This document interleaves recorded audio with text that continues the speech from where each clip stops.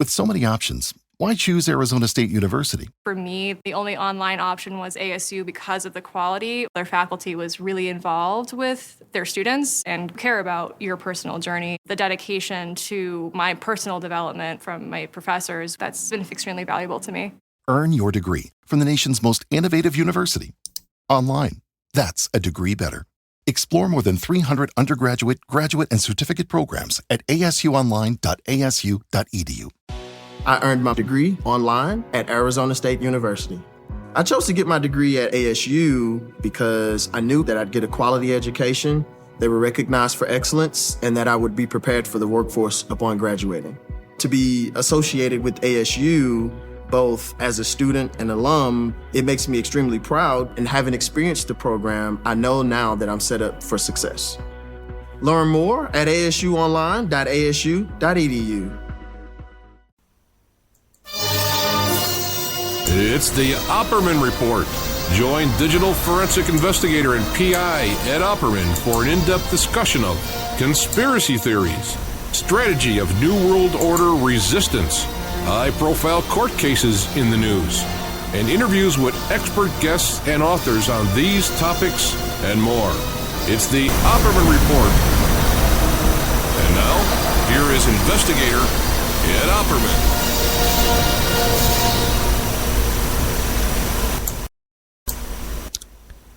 Welcome to the Opperman Report. I'm your host, Private Investigator Ed Opperman. Okay, you know what? I'm going to make an announcement. Start of the show. We're no longer going to call this the after show. Okay, the after show is gone. The title of this show is Weird Scenes on the Campaign Trail. So what I want to try and do is from now on is call it and give this portion of the programming a title. I'll just call it, Opperman Report Live. Originally the after show started because how it began was because after we did a show, the guests would stay on and the producers would come on and we would start talking after the show, and then we says, hey, we should record this and we could play it later on. So we started recording it, and then when we started simulcasting and we started adding stations, that we would do the 2-hour show on the first station I got started on, and then as we added stations, they all wanted the rest of the programming, the after show we called it. It was very popular. People liked that. Okay, but it turns out now that people like. More people used to complain of callers. A lot of people, they listen to a show, they don't like callers. They have a personal gripe with callers. And so now people listen to this portion of the show all the way to the end, where normally back then they didn't. Okay. Let's make some announcements. Oh, bro, first of all, listen, I got to apologize to the people over at People's Internet Radio. All the Irish bloke over there in Emerald Isle. And by the way, we just had St. Patrick's Day this week as well. It turns out that when we change the clocks here in America, that they don't do it all over the world at the same time. Okay, we have to take that into consideration when we're broadcasting live all over the country. Okay? So you got to be careful with that. And it turns out that they're an hour behind us, or ahead of us, or whatever. Who the hell knows? We changed our clocks and they didn't. So when it came time to do our show tonight, there was somebody on the air over there, and I kind of screwed things up a little bit. But if you're in Ireland on People's Internet Radio, I'm going to play for you, after this portion of the show, my interview with, it's a very important show, with John Massaria, who did the work with the Freedom of Information Act requests on the 9/11 urban moving systems. So, now, guys, don't any callers take it personally. I'm just saying that a lot of the listeners have a personal gripe against certain callers, and then they as soon as that caller called, then I hung up. You hear that all the time. So all the calls are fine. Everybody relax. All the calls are fine. Oh my God. Tomorrow, on 3/19/2016, on American Freedom Radio, we have changed the time, the beginning time of that show to 5 p.m. So it's no longer at 3 p.m. in the afternoon. They like the show over there, and they wanted to move it into a more populated airtime of their station. So it's going to be on at 5 p.m. from now on. Okay. Love you too. Love everybody. Love all God's children. Love all God's children. Okay. Last week on American Freedom Radio, we had Sally Miller. And she is Bill Clinton's ex-mistress. This was an exclusive radio interview. She's only done interviews like 25 years ago, and she hasn't done anything recently at all. We have to thank Laura, one of our listeners, for arranging that for us. So when we had this exclusive interview with Bill Clinton's mistress, and she told us all kind of information. It's not out there. It's not anywhere in the public, but on the Opperman Report, brought to you. Thank you. And a couple of things she told us was that Hillary Clinton had 2 abortions while she was married to Bill Clinton. You know? That Hillary used drugs, used cocaine. Bill used drug cocaine. That Bill's brother was involved with the Mena airport smuggling. A lot of good stuff came out in that interview. And we're working on helping her out to get that book published ASAP. I'm doing everything I can to get that out there as quickly as I can. I got to touch base with her and keep her updated on what I'm doing. By the way, I want to point out that you may have noticed that my interviewing style is a little different than other hosts, okay, when I'm doing a live interview or even a tape-recorded interview. Now, as a private investigator, you'll get an assignment saying a lawyer wants you to interview a witness. Okay, otherwise, or you're trying to dig up some information on somebody, so you want to go talk to people that know them. And you kind of go in blind. You don't know what you're going to find when you go and talk to this witness. Sometimes you just go and knock on your door, and you surprise them. And say, hi, how are you? I'd like to talk to you.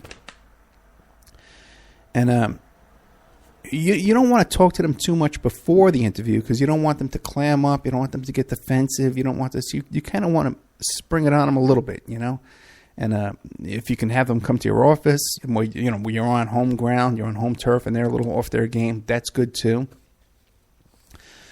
But one thing that's very important is you want them to think that they're getting a fair interview, so you let them talk. When you're interviewing a witness or something, it could be an adversary in your litigation, in your case, whatever. It might be a hostile witness, someone that's not really wants to help my client or my case. So you got to let them talk and let them get out what they want to say. So now I carry that over into my interviews that I do here on the radio. And my main concern is not for the entertainment of the listener, but it's to get the facts from the witness and to get their information on record. Now, I'm doing these shows with the thought in mind of history. Okay, I'm doing an interview with the thought of getting a record, creating a record that can be listened to 10 years from now. Okay, so I'm not so much concerned of what's going on in the chat room, what's going on, the listeners out there complaining, this interview is going too slow. I don't want the guest, especially if they're not a guest who's selling a book or hyping something like that, like a professional guest that you hear over and over and over again. A lot of people say about this show, Ed has these unusual guests. No one's heard this person before, right? And all this is for a reason. I have a goal at what I'm doing here. Okay, and I know a lot of people can follow and understand what I'm doing. But for people just tuning in and say, oh, yeah, I'm here to be entertained. Oh, this is going too slow. The beginning of this interview is too slow. I do what I do for a reason. You got to trust me, okay? And I think I get a lot of information out of the guests or the subjects that are being interviewed. So keep in mind, it's not like a regular radio show where you tune in at the beginning, and if it doesn't sound interesting, you say, I'll tune in next week, okay? Because I'm going to hit them with the tough questions at the end when they're comfortable, and when I have things that I want to get on the record. But you got to let them burn off that steam in the beginning, even when you're online. In fact, I think I'm going to do a little seminar or webinar on how private investigators should interview a witness, and this could be used for other hosts as well. Because even when you're online at McDonald's, When you're online at McDonald's, okay, this is a scientific fact. This is from a study. You practice what you're going to order before you get to your line. And they say, well, what would you like to order, sir? You have it all rehearsed in your head.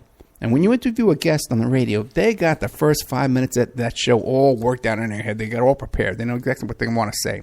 And you got to let them say that, okay? Because otherwise, if you don't let them say that, then forget it. They're off their game. And also, too, another thing I do, too, is if I'm a little suspicious of someone, you know, and I want to test them out, okay, and see if they're telling me the truth or not, you jump around. Okay, you have them repeat something in their story. You jump around in the consecutive order of their story. Like you take it out of order a little bit. Okay, what happened here? You listen hard to one of the shows in the members section, and I say to the subject, I say, well, when did you meet so and so? When did you meet John Smith? Well, when did you meet Joe Smith? You know, and I kind of throw that in there because I really want to know when she met Joe Smith, but I want to get her comfortable telling me the story she has prepared for me. And then because I'm trying to catch her in something. Okay?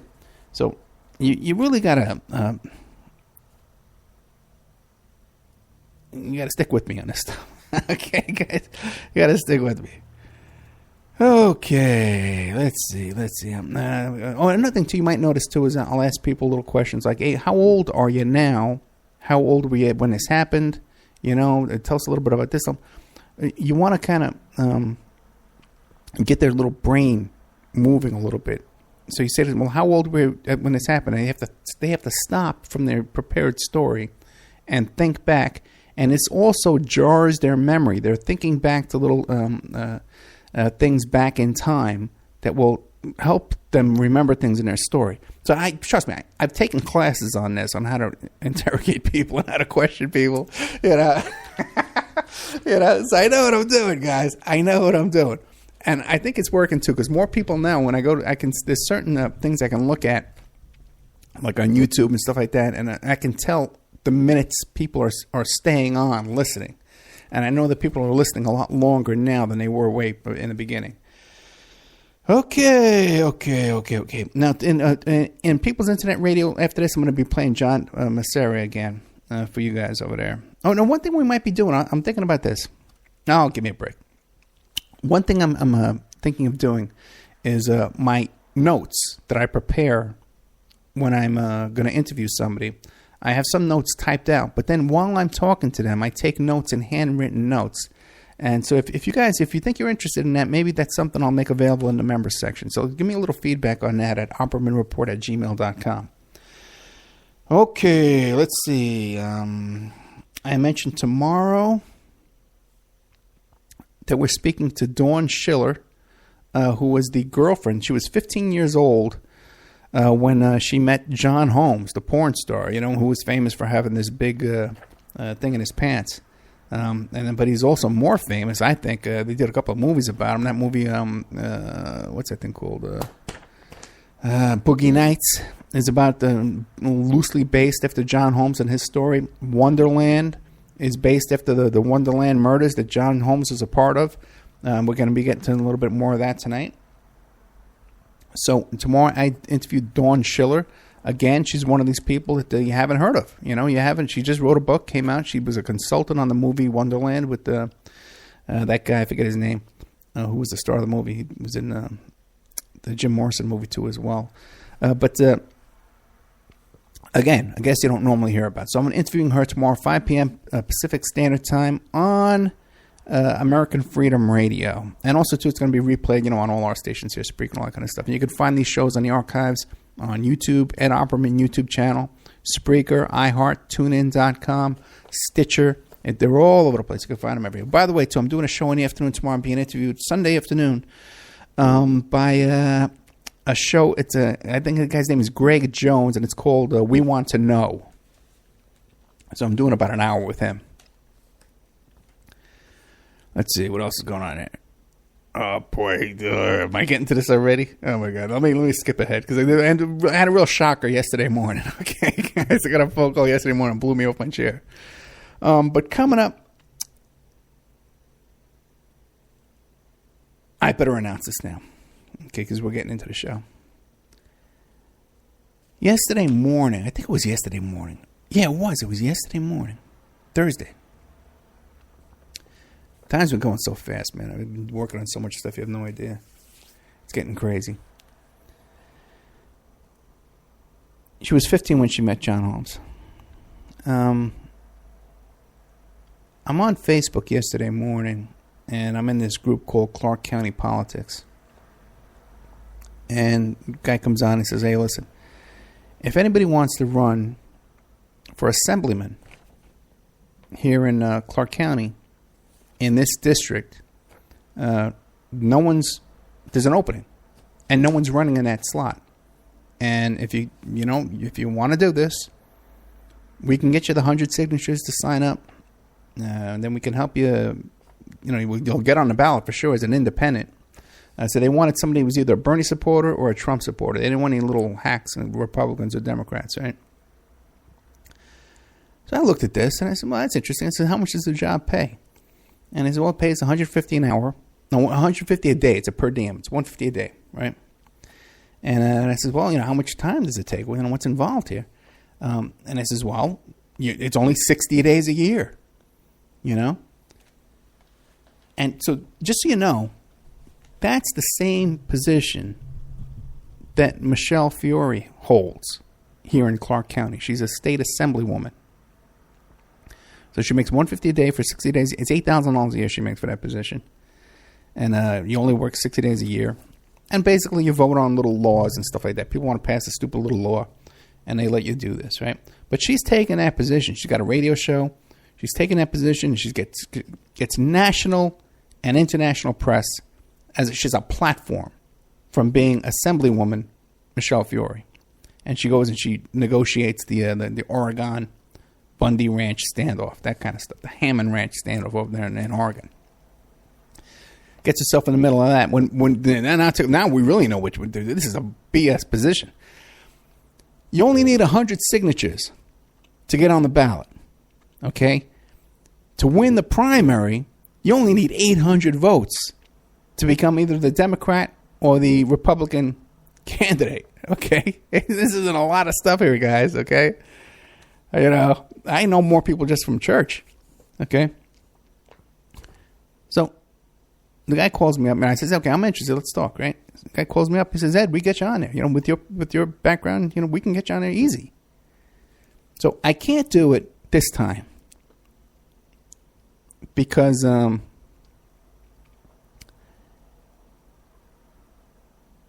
don't live in that district. Okay, and I don't want to mention that district because that district's a lock. But we started looking into this for me for the future, and the district where I do live in here, okay, the guy who is state assemblyman here in my district ran unopposed. He's run unopposed the past few years. I can get in. I can do this.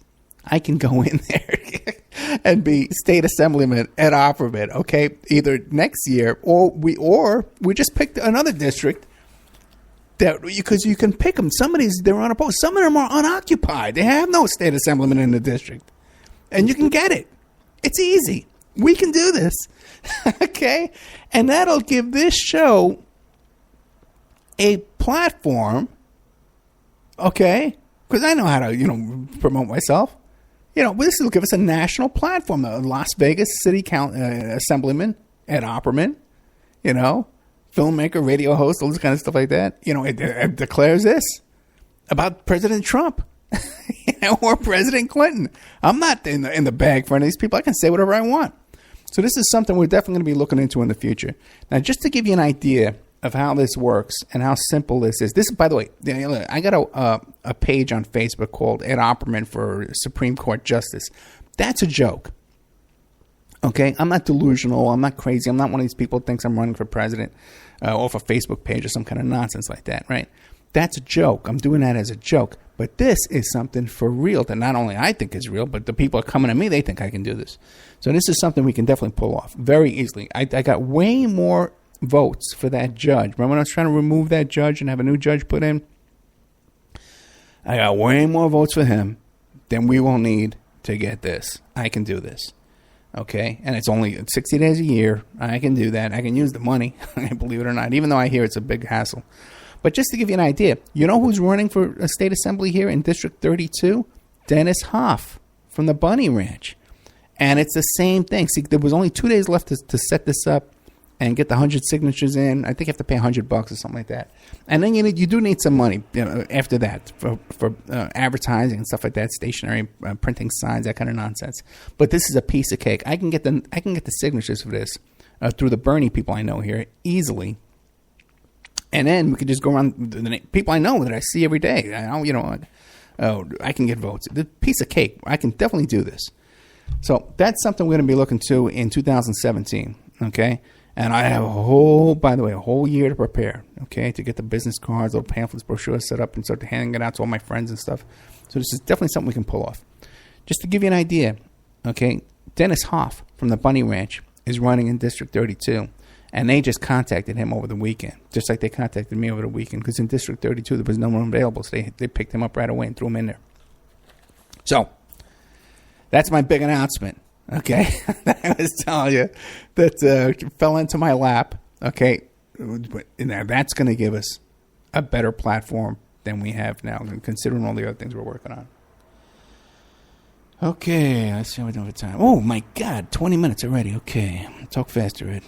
By the way, got a new internet modem, so I think we should be sounding a little bit faster, a little more clear tonight. I know for a fact that what we broadcast on Sam Broadcaster to all those stations that we simulcast to, I can just tell by looking at it, because usually there's a lot of little flutter in there, and I know that's solid as a rock right now. So we're about twice the speed we had last week. It's cost me another $7 a month to rent this fancy cable modem that's the newest one out there. So we got a lot of new expenses. Okay, I just put up a GoFundMe. Looking to purchase, we're only looking for about $2,000, okay, and even some of that I'm going to be able to eat into myself.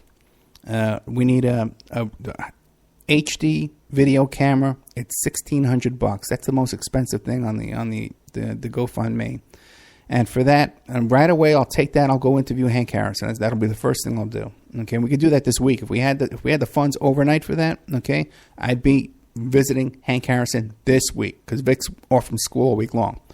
Also, too, what do you call it?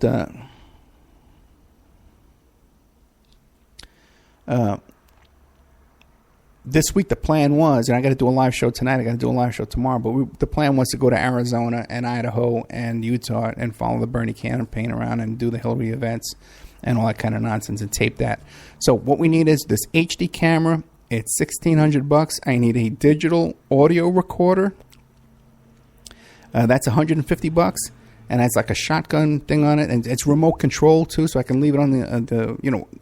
I want to start doing a lot of field reporting for you, okay? And so we're going to need this equipment one way or another. Also, I'm going to get a camera. I think I can pay for the camera myself. The one we have on there is $179, but I've been shopping around. I think I can find a used one for a little bit less. So we got a new GoFundMe. It's GoFundMe. Look up Opperman Report at GoFundMe. It's on the Opperman Report blog. There's a wish list on the Opperman Report website. Check this out. If you can help support the cause, please do. Okay, because we're really ramping up here, guys, in what we can do for you. There's a lot going on behind the scenes. I'm getting fed a lot of information you would not believe. All right. Coming up in April, we got Casey Gain McCalla. He's coming back to talk about the Boston bombing. All right, very interesting guy. I like this guy a lot. He's a young guy. Just started, just getting in the game here. He's written the book about the CIA secret war in Jamaica. All right, he's been on my show twice already. I really like this guy. So he's coming on because he lived in Boston. He knows one of the guys involved in the Boston bombing and one of the witnesses or something. And he's done a lot of work on it, a lot of research on it. He might even be bringing a friend of his, too, that's also familiar with these people. So,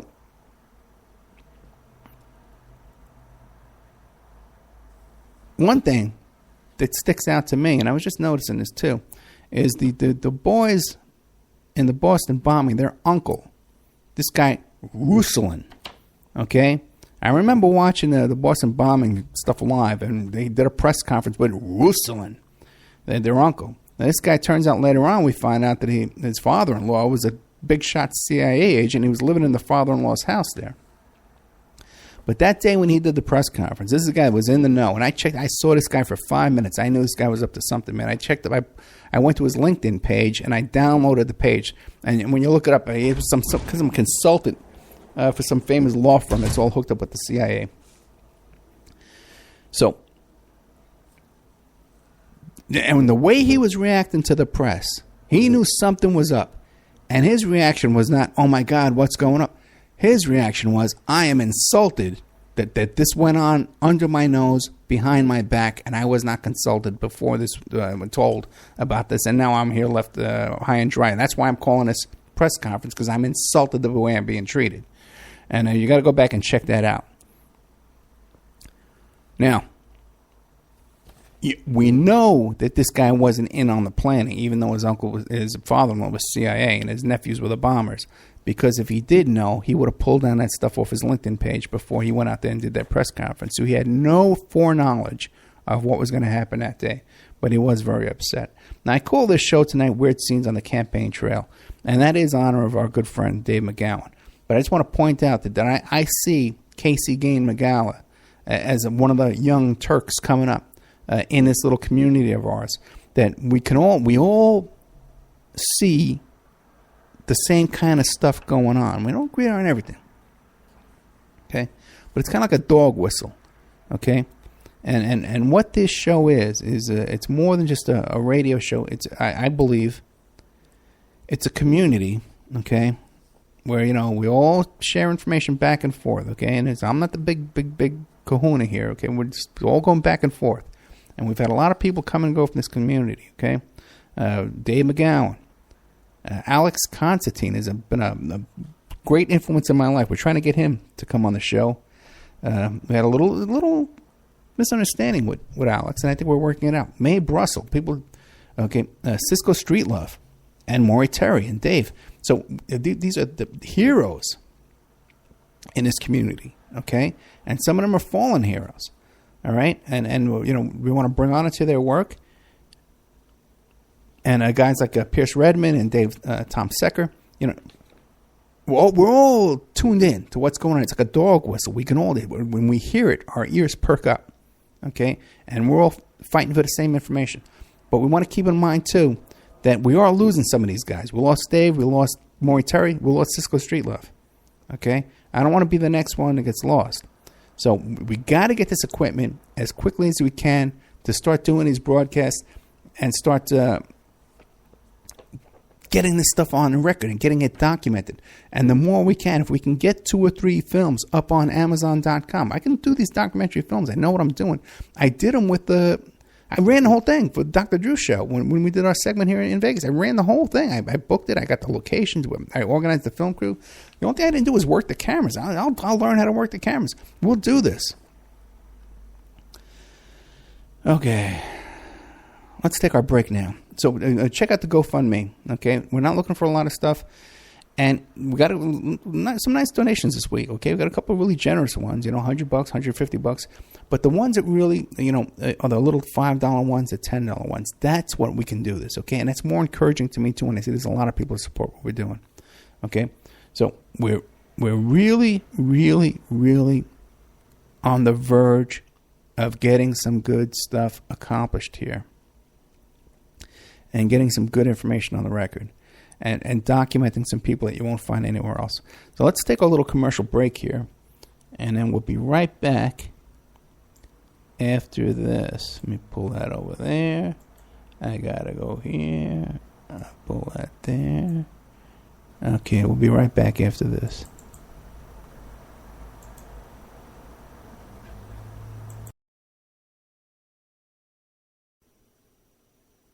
And now a word from our sponsors. Pacific West Bamboo, your premier source for sustainable building material. They provide construction-grade and craft-grade bamboo material for all your indoor, outdoor, and gardening needs. Contact them for event planning and display building as well. 503-839-8126. Or you go to their new website, pacificwestbamboo.com. Or you can contact them on Facebook at Pacific West Bamboo. That's 503-839-8126. Amanda from Pacific West Bamboo was our first sponsor. She's been so good to us, so please support her in return. I want to make everybody aware of our new members section at www.oppermanreport.com. You can go there and sign up for a monthly, quarterly, or yearly subscription. You can even purchase episodes one by one. You get full access to brand new original content, new guests, new uncensored interviews, my own investigations and reports, and we're going to be adding sections with documents, images, police reports, either provided by myself or by my guests, or for my own investigations, my own reports. So you can go to oppermanreport.com and you can sign up there tonight. You can start listening tonight. Strawman. I want to mention Strawman. Strawman is a band out of Toronto, Canada. They're good friends at the Opperman Report. They're a trio of guys who share the same mindset most of us here do, and they put that energy into their words and music. So check them out at strawmanmusic.com and drop them a line to let them know that you heard them here on the Opperman Report. We'll be doing an interview with Sean Duffy soon. You can get an autographed copy of my book, How to Succeed as a Private Investigator, by visiting my PI website, emailrevealer.com. We also offer a computer and cell phone forensics. We can recover deleted text messages to uncover infidelity. We offer asset searches, locates, email tracing, background reports, and we can even trace your spouse's email address back to internet dating websites to catch them cheating online. You can reach us at 800-572-9762, or you can email me at emailrevealer@aol.com. New World Mexican Women. Everyone loves the New World Mexican Women, and their line of fine, handcrafted, authentic Mexican jewelry of stone mosaic and abalone stone inlay. In their first book, titled New World Mexican Women, available on lulu.com, they teach you how to make this jewelry, and they have a collection of love letters to their men from their hometown that have immigrated to the United States to find work. They have also published a new book entitled Azuquina to the Rodeo. It's about a young girl that falls in love with a rodeo bull rider, and she runs away with him without telling her family. You can find the New World Mexican Women by Googling New World Mexican Women. And you can ask them about their deals on wholesaling their fine jewelry and all of the other projects that they have going on. If you'd like to have your business or website advertised here and promoted all over the world on dozens of stations every day, give us a call at 800-572-9762 or email oppermanreport@gmail.com. And now back to our show. Well, not so soon. First, we're going to talk about MichiganMushrooms.net.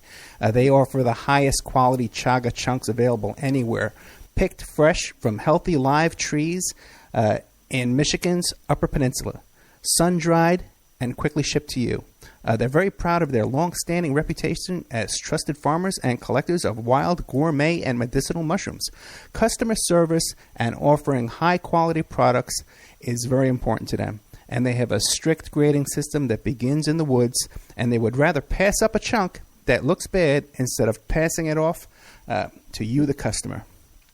Additionally, they are recognized by the state of Michigan as mushroom experts. They are certified by the Department of Agriculture to sell 20 different species of mushrooms, and proof of this certification is available upon request. That is MichiganMushrooms.net or on Facebook, Michigan Mushrooms LLC. Got a brand new sponsor, The Rodeo of Doom by Miguel La Sala. The year is 2384, and Henry Fields is a down-on-his-luck adjunct professor in the architecture department at Andreas Tangen University in Los Angeles. But he has one thing going for him that others don't. He has enough of the coveted EP14 to live to be 200, if he wants to. Not that hard.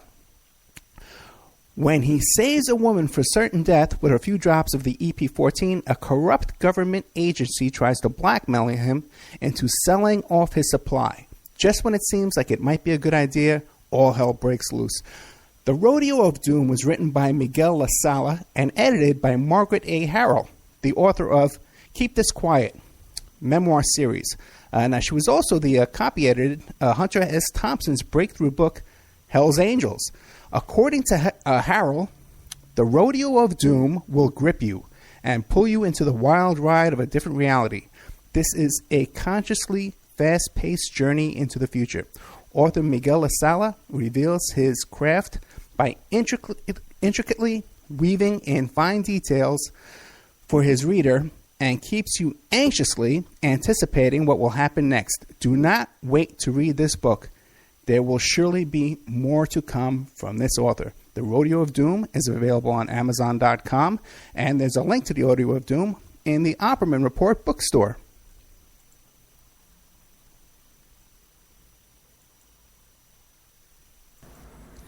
Okay, welcome back to the Opperman Report. I'm your host, Private Investigator Ed Opperman. And this portion of the show is called Weird Scenes on the Campaign Trail. And you're right, it's a little tribute to Dave McGowan there, who wrote the book Weird Scenes Inside the Canyon.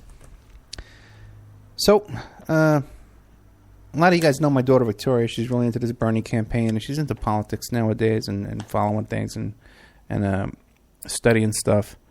And so, she's curious. She asked me, Ed, Dad. She calls me Dad. She doesn't call me Ed. Okay, she says, Dad, what was the big deal about Ronald Reagan? Why does everybody consider Ronald Reagan to be this big hero?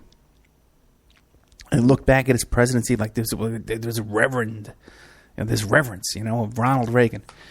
And I would tell her, usually we talk about this kind of stuff while driving in the car. And I says, well, he wore this cowboy hat. He was like this cowboy character, Ronald Reagan. And people saw that image of the cowboy, Ronald Reagan, and they admire it and they look up to it. Because if you really look at Reagan's policies and what he did, he raised taxes on the middle class. He came up with that trickle-down theory. He gave tax breaks to the rich, and he raised tax on the middle class. Most of the people who support Ronald Reagan, they got their taxes raised. He did this thing with capital gains tax where he destroyed the real estate industry. He created homelessness. We didn't have this kind of homelessness before Ronald Reagan. And then they try and make him out. It was promoted and supported by the moral majority and Jerry Falwell and all this kind of stuff like that. But meanwhile, Ronald Reagan was in actuality into all kinds of occult and witchcraft and astrology and numerology. They were obsessed with this in the Reagan White House. A bunch of homosexuals in the Reagan cabinet, in the kitchen cabinet. And also, too, I have a guest coming on in the near future who tells me that Ronald Reagan was involved in making porno films and that Larry Flynn had a copy of this film for many years. And then now, in addition to that, I'm being told that the Ronald Reagan porno film was a gay porn film as well. So, I'm trying to explain to Victoria, it was all image. It was the image of Ronald Reagan as this hero in the cowboy hat, okay? Because we had the death of Nancy Reagan this week. And it wasn't just the cowboy hats, okay? It was also Mom, the flag, and apple pie. It was all these images that wrapped around Ronald Reagan that changed the image of politics and stuff like that. Because before we had Jimmy Carter, Jimmy Carter was considered to be this weak president because he couldn't get the Iran hostages back and stuff like that. And Ronald Reagan was this tough cowboy, and he was wrapped in the flag, and patriotism was going to come back, and it was all about making money again. It was no longer about truth and justice or equality, equal rights and freedom and women's rights, and we're going to turn back the clock to the good old days, to the 50s. The moral majority was going to come back and take over. Yeah, Reagan did a porn movie, yeah. I didn't know about it either, but I got it from several sources. People know Larry Flint. I'm working on that, trust me. Okay, I'm working on that. By the way, we just had the death of Nancy Reagan. There's no way I'm going to finish all these notes in a half hour. Can we? We just had the death of Nancy Reagan. Do you guys know that Nancy Reagan was a communist? And that we had a communist sleeping in the White House in the next to our president for 8 years? You guys know that? The official story goes, I heard the story back on WBAI back in the 80s when Reagan was coming to power. Okay? The story goes that Nancy Davis, which was Nancy Reagan before she got married, Nancy Davis was being blacklisted in the communist witch hunt that went on in Hollywood back in those days. And she couldn't get any work. So she went to see Ronnie Reagan, who was the head of the Screen Actors Guild. And she went to him and said, Ronnie, they got the wrong Nancy Davis, Ronnie. It's a different Nancy Davis who's a communist. I'm not a communist. Please fix this for me. So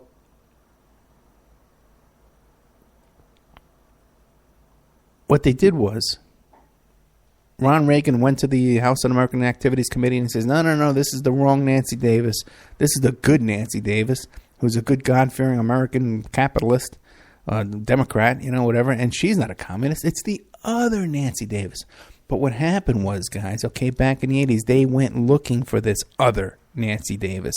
There is no other Nancy Davis. There was only one Nancy Davis that was a member of the Screen Actors Guild during that period of time. This has been thoroughly researched.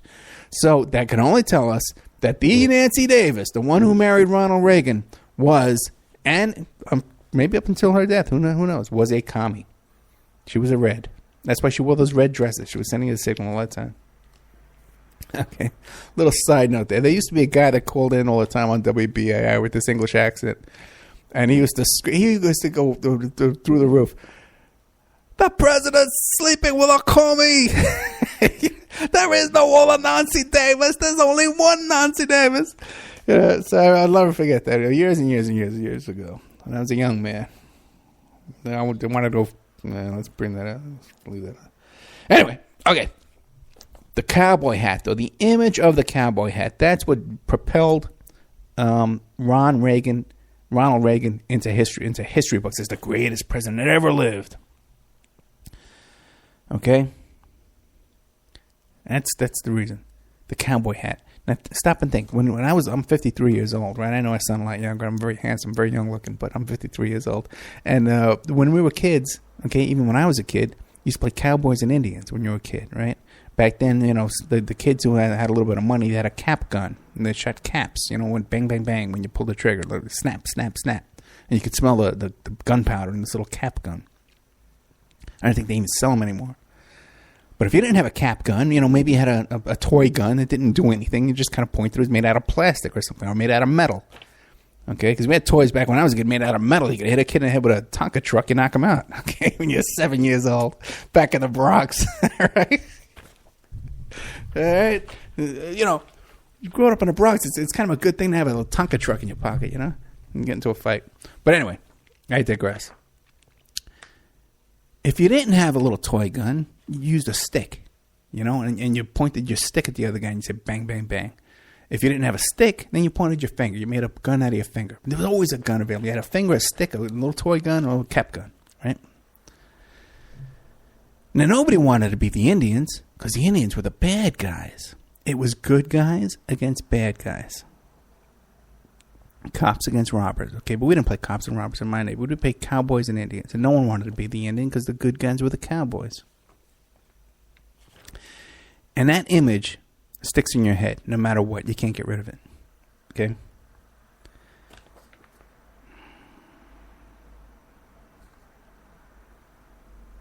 So we fast forward, right?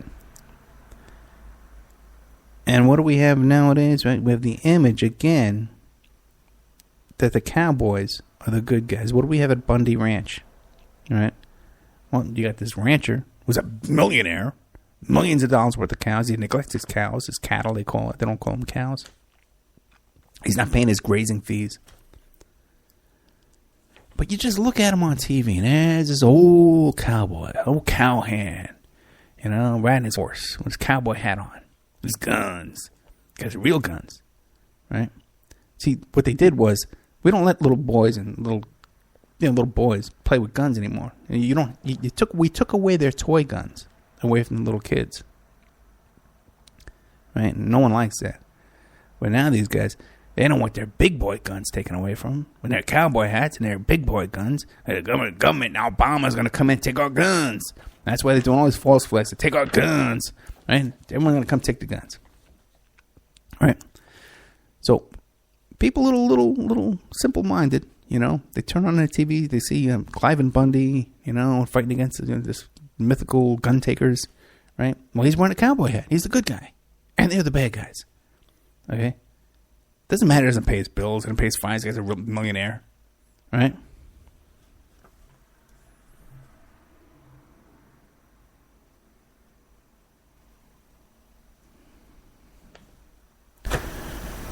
I just went to you go to a Trump rally. And we see those riots that they had over there in Chicago, right? Not the riots, but, you know, little fist fights, little tussles that went on there. You see guys wearing cowboy hats. There's the cowboy hat guys. They're the Trump guys. Because Trump, they have this vision, this image of Trump. He's a good guy, all that kind of stuff, right? And he's going to make America great again. Again with the Cowboys.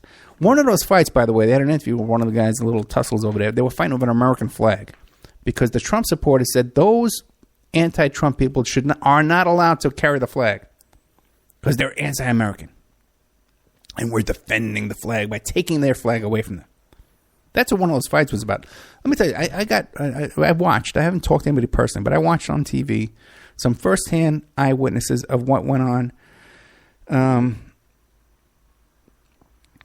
there at that Trump scuffle in Chicago. And the crowd was about 30% anti-Trump. And when they canceled the event, all the anti-Trump people jumped up and started chanting, "Bernie, Bernie, yay, we stopped him, we won." And it was the Trump people that got all pissed off and started trying to steal their signs away from them and this stuff. That's what all the fighting was about, okay? And I'll tell you one more thing. With all the tough talk from those Trump guys, they're gonna round up illegal aliens.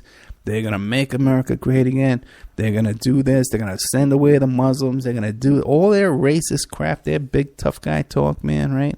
So far, we've had one confrontation, okay, and they lost. One time where it was face-to-face and a little skin in the game, all right, and they lost. Even when they had the cops helping them on the outside, just squirting protesters and demonstrators with mace, right? They lost. So they might want to check some of that tough talk. Even though they had their cowboy hats on their heads, they lost. Okay? So the cowboy hats ain't helping them. All right? They didn't have their guns there at the Trump rally. Yeah? They didn't have their guns with them.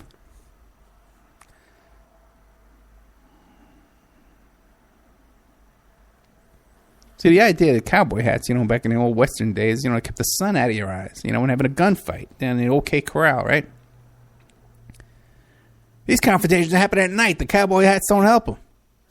So keep the cowboy hats at home. They're not helping you, guys.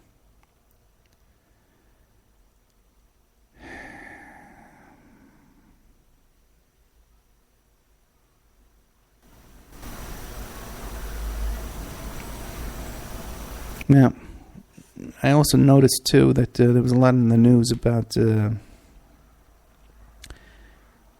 even though Trump is inciting all this violence and stuff, a big tough talk, he's going to want to punch people in the face, he wants to throw out protesters and stuff like that, right? When it's a fair fight, you know, when it's one-on-one, you know, or even we're outnumbered 3-1, and we still kick their butts, right? Now somehow we're the bad guys. We're at fault here, right? Because, well, we're interrupting his free speech. Right? We're interrupting his freedom of speech. Right? No, you got a guy in the audience stands up, he wants to say something, he gets kicked out. But he doesn't have freedom of speech, no. Only the cowboy hats, only the white guys, they have freedom of speech. No one else has freedom of speech. Well, why do these protesters, these disruptors they call them, why do they want to come and disrupt a Trump rally? Right? Well, because they're anti-racist. They're anti-racist. They're freedom fighters. They're anti-fascists. Where are they supposed to go? They go where the fascists are. They go where the racists are. If you want to fight fascism, you want to fight racism, you go to where they are. And they're at a Trump rally. And that's where we got to go.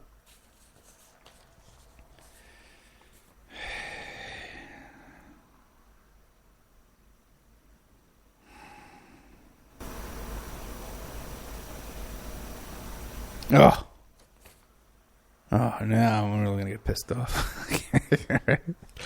Oh, my God. I can't find my glasses, so my notes are a little tiny little 8-point font or 10-point, whatever the hell font is. You know, it doesn't matter what the font is. Your eyes are 8-point fonts. It doesn't matter what the font is on the paper anymore. So when I'm toward the end here, and this is the stuff that really pisses me off. Everybody loves when I get so upset.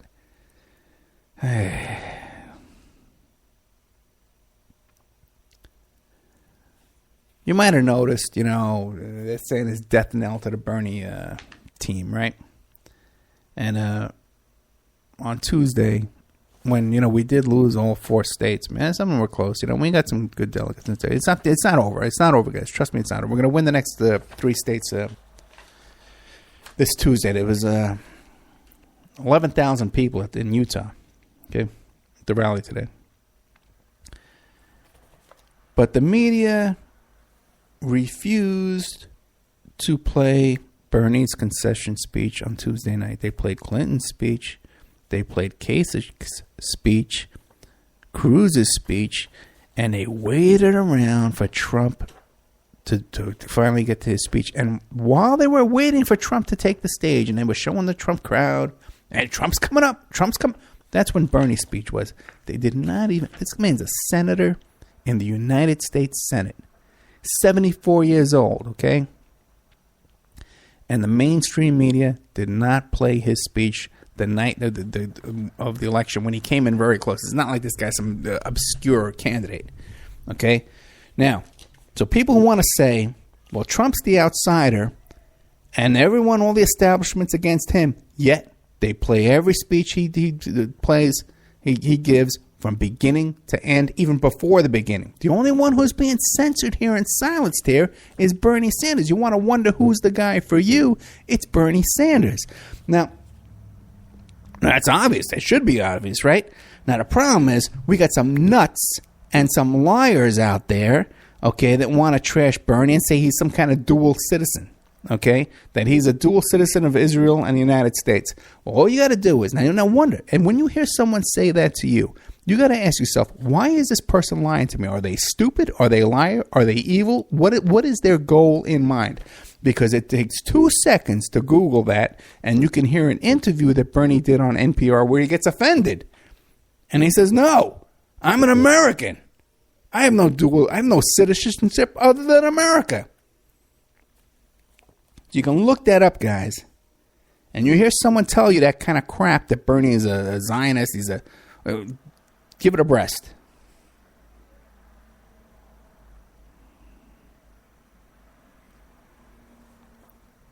Now, you can go on Facebook and see a Facebook meme that says he's a dual citizen, right? You can go on YouTube and see a YouTube video that tells you, right? Or you can listen to the man's voice himself in an interview at a credible radio station, NPR, fairly credible, right? And hear what's really going on. In reality, there's nothing wrong with reality, okay? And it's our responsibility to bring you the truth and to bring you reality. There's no reason why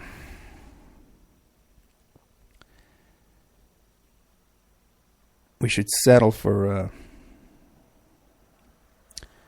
what sounds appealing. You know, you got to check everything people say, guys. You know, and when you got people out there that are exposing the Walton family, 6 members of 6 people in this country have wealth equal to half of this country. Okay, 6 people have as much money as 175 million people. Okay. Now, that's the bottom line. Either you think that's a good thing and we should all continue giving all of our wealth to these 6 people. 6 special people. These are super special people who deserve more money than everybody else in the country for some reason. Because they were the son of Sam Walton, the daughter of Sam Walton. So they deserve it all. And the rest of us deserve nothing. If you think that, okay, then, what? We need to get rid of you. Okay? But Bernie's the only one talking about that. The only one pointing fingers. I've done several Walton shows about the Walmart, okay? Way back in the beginning, I've been talking about this. Every Thanksgiving, I do a Walmart show.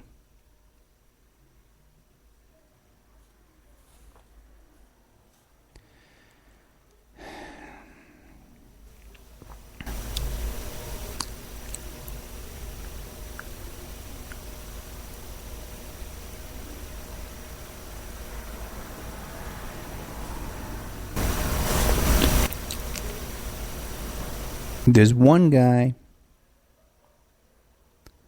and by the way, my guests come on the show. They can say whatever they want. I'm taking their statement, okay? And you don't have to like what they're saying. You don't have to appreciate what they're saying. You don't have to agree with what they're saying. I bring them on the show. I take their statement, okay? I'm not here to convince them and change their mind about anything, okay? The point I'm trying to make here is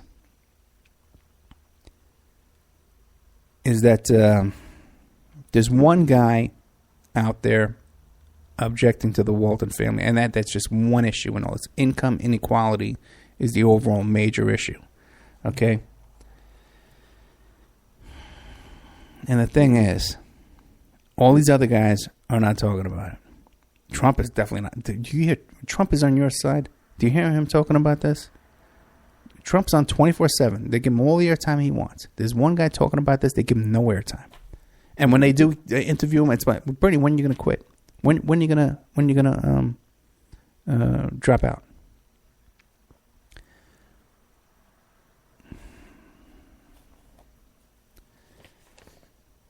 Oh boy! All right, now we're toward the end of the show. If you're listening on People's Internet Radio, I'm going to be playing the first segment of the show, the John Massaria, which is how you pronounce his name. It's Massaria. He calls it Massaria. He can do whatever he wants. Okay. About the urban moving systems. You know? We're going to be playing that for the People's Internet Radio over there in Ireland. And next week, I'm going to have to do another little bifurcated show there with, two guests, first guest in the second hour, so that I can juggle this until our daylight savings time changes match up. One thing I'd like to mention is, thanks. One thing I'd like to mention is that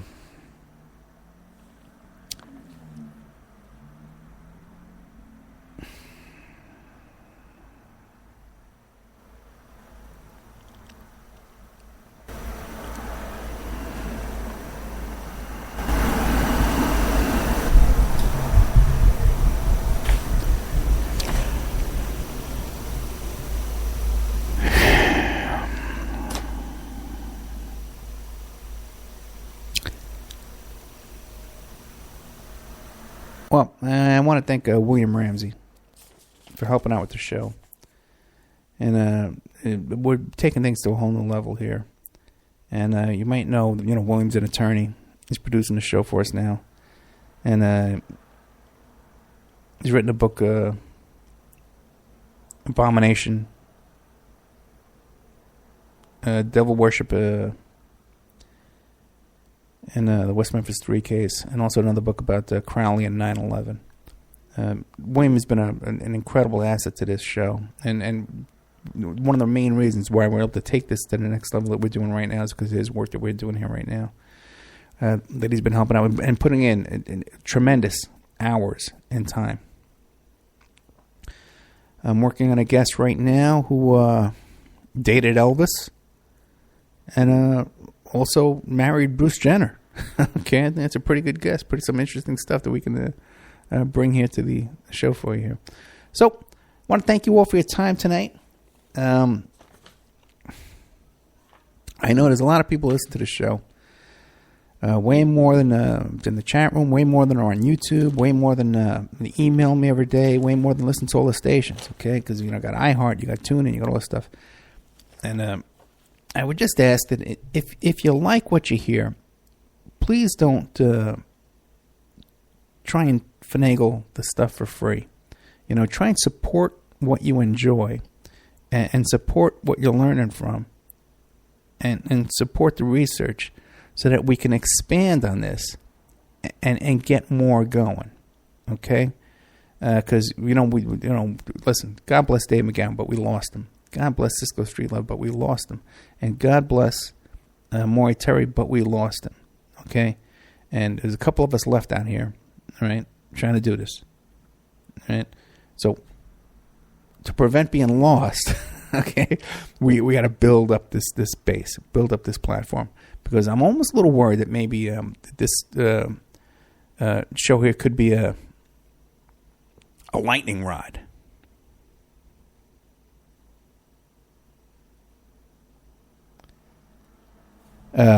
For people getting running into problems. All right, guys, thank you so much for your time tonight. I'll talk to you next week.